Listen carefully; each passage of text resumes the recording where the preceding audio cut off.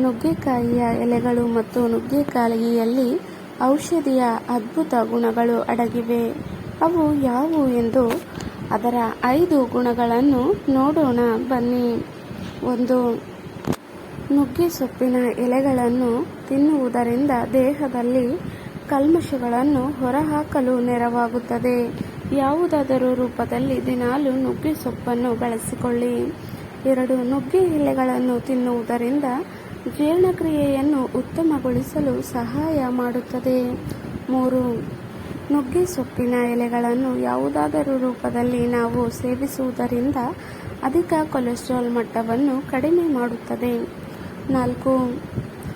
ನುಗ್ಗೆ ಸೊಪ್ಪಿನ ಮತ್ತು ನುಗ್ಗೆಕಾಯಿಯಲ್ಲಿ ಉತ್ತಮ ಆಂಟಿಬಯೋಟಿಕ್ ಆಗಿದ್ದು ಇದು ರಕ್ತ ಶುದ್ಧೀಕರಿಸುತ್ತದೆ, ಜೊತೆಗೆ ರಕ್ತದಲ್ಲಿ ಇನ್ಫೆಕ್ಷನ್ಗಳಿಂದ ಸುರಕ್ಷೆ ನೀಡುತ್ತದೆ.